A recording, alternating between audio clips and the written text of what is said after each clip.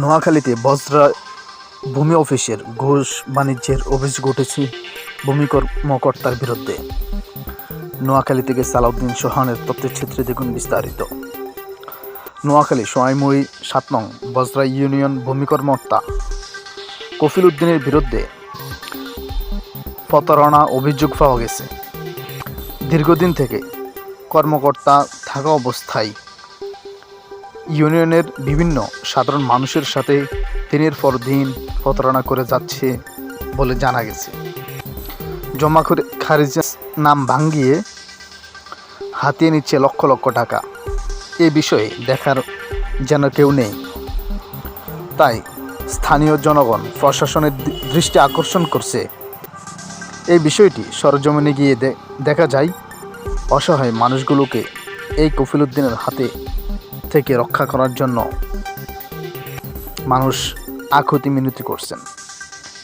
সেই সাথে এই প্রতারক কফিল উদ্দিনের বিরুদ্ধে আইনগত ব্যবস্থা নেওয়া হোক, যাতে করে আর কোনো কর্মকর্তা এই ধরনের কাজ করতে না পারে, এমনটি বলেন স্থানীয় জনগণ।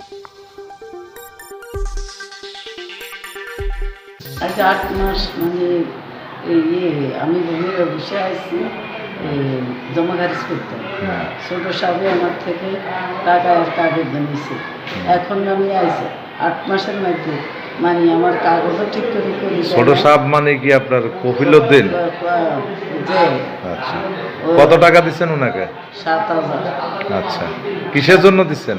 জমা খারিজের জন্য। জমা খারিজের জন্য। আচ্ছা, এখন কত মাস হয়েছে আপনার টাকা নিচ্ছেন? ৮ মাস আচ্ছা, ১-১.৫ মাস পরে কাগজের লাই বলছি ওয়ারিশ সার্টিফিকেট দিন।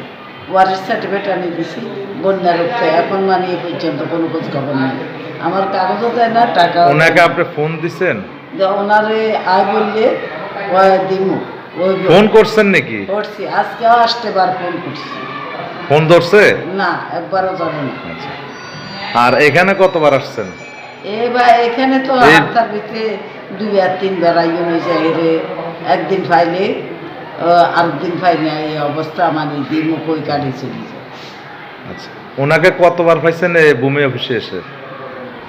এই ৮ মাসের ভিতরে ৩ দিন গেছি, ৪ দিন পাইছি, আর পাইনি। আর পাননি? আর পাইনি, কখনো পাননি আর? না। আচ্ছা, এখন আপনি কি চাচ্ছেন? আমার কাগজ আর টাকা চাইতেছি। কাগজ না করে দিলেও আমার দরকারি কাগজগুলো টাকা চাইতেছি, আর করে দিতে হলে তো দিবে। আমার টাকার দরকার নেই, আমার কাগজ করে। উনি কি শুধু আপনার কাছ থেকে এরকম টাকা নিয়ে কাজ করেন, নাকি আরো অনেকের সাথে এরকম করছে? আমি জানি না, আমারটা লইয়া এরকম করতেছে। মানে সেটা বলতে পারেন না নাকি? না, আমি কেউটার কথা জানি না, আমারটাই আমার দিতেছে।